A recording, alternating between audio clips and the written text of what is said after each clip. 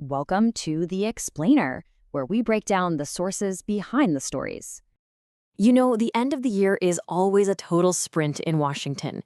It's just a flurry of activity, right? The final days of December often see major announcements, bills getting signed into law, and some last-minute vetoes. So, we're going to walk through several key actions from the last week of 2025.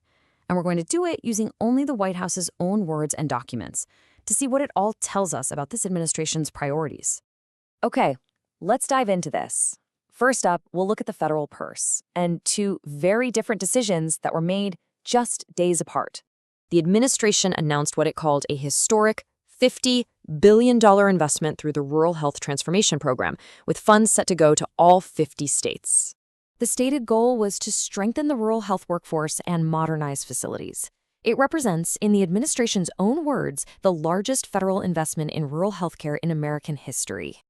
But just as this major spending was announced, the administration took a really hard line on a much smaller local project.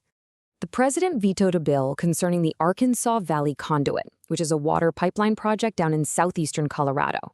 Now, this project has a really long history. Its financial obligations have been changed multiple times over the decades, going all the way back to 1962. So what's really interesting here is the direct contrast. The bill was trying to ease the financial terms, but the White House framed it as a completely unfair burden on national taxpayers. And the veto message concluded by really emphasizing the need to restore what it called fiscal sanity. All right, let's move to the international stage and see how this builds. The week also saw some pretty significant moves on trade policy. The administration took action related to tariffs on imported timber, lumber, and other wood products. You know, things like furniture and kitchen cabinets. Now, the entire basis for these tariffs is something called a Section 232 investigation. This found that an over-reliance on foreign wood products could jeopardize U.S. defense capabilities and economic strength. So the crucial point here is that the administration is using the threat of higher tariffs as leverage in ongoing trade negotiations. They delayed a planned increase from January 1, 2026, all the way to January 1, 2027. But hey, trade policy wasn't just about tariffs. A more routine proclamation extended a trade agreement with a key partner. This action makes sure that specific duty-free quotas for Israeli agricultural goods continue. It's a technical move for sure, but an important part of maintaining the trade relationship. The week's actions also involved big decisions about federal land, with two different bills meeting completely opposite fates. First, the president signed the La Paz County Solar Energy and Job Creation Act.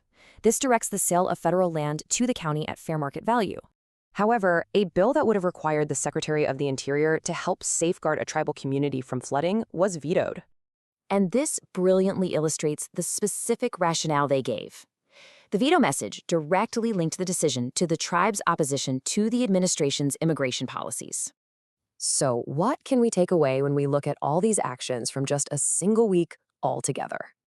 This table really summarizes the week.